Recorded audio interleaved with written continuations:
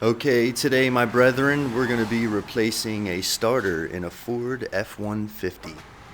First, we like to take the positive off the battery. After you loosen the nut, sometimes you got to pry this thing apart here just to get them come off for you. There we go. Positive off. Some people like to take the negative off, but I'm a crazy son of a bitch. On my truck, and I think most of these type of trucks, the starter's located right on the bottom of the car, pretty much in front of where the passenger seat would be. So I'm crawling under. Alright, here's the starter. You got 2 bolts. Some people like to unhook all the wires off and everything first. I already disconnected the battery, and I don't really feel like trying to get my hands up in that tight spot, so I'm going to take off the 2 main bolts that connect the starter to the actual placement on the engine, and then we'll get to the wires afterwards. That's bolt number 1. Going for that second bolt, almost out. Well guys, here is your starter. All you have to do is take this nut and this nut. Alright, that's one. Here we got the second bolt coming off, the last one. Next, what you're going to do is you look at your 2 wires.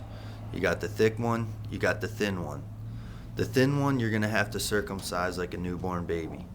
You got to take it where the old connector connects to the wire that runs from your engine. It's going to be plain as day. You clip that off. It's a very easy, simple fix. Alright, so it's a pretty simple fix. First thing we're going to do is just straight up cut that bullshit right the hell off. Next, select the size wire you have, get your cutters. This is 14. We're going to put 14 on there. Clamp, wiggle, pull. You'll get your wire exposed. So folks, I just wanted to show you this starter here. It's got like significant damage. Significant damage to the starter equals significant damage to the pockets, because these run about 100 hours for 80 to 100 for the cheapest ones. So it's a nice hit today. Proceed. Alright, we got our new starter, about to do the install. Nice shiny brand new. This starter I got already comes with a lead right here with shrink wrap, and all you got to do is where you cut your wire, slip it in there and crimp it. I'm using this instead because the connector on the one that they give you is like pretty garbage and it doesn't really hold too tight, so I basically stripped the wire off that end. I'm gonna put the blue piece in between the 2, crimp them together, and then I'll heat shrink the thing with my lighter, and that'll be the end of that one. Like so.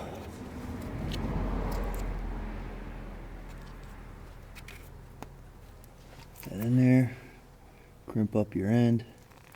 Make sure that's real nice and tight when you do it. Now slide your heat shrink over, get out your heat, proceed to shrink. Hopefully we don't melt the son of a bitch.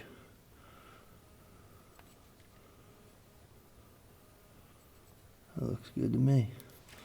Shrunk right around there. I guess we'll hit a little bit from the back side.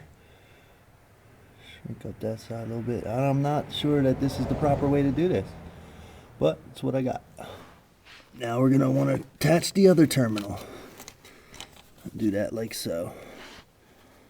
Lock washer. And our nut. And we'll tighten her down with our socket. Now both leads are attached, and the only thing left to do is bolt it back to the engine and try this sumbitch out. Well, I got both nuts started on there, right there and right there.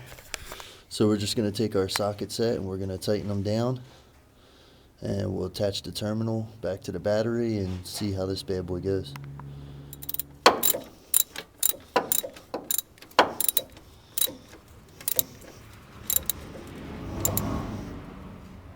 Alright, she's in. Alright, so we're going to connect the battery back together.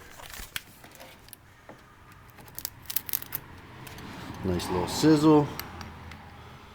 Tighten him up. And we'll see where it goes. Alright, here goes nothing. Toggle switch up. Other toggle switch.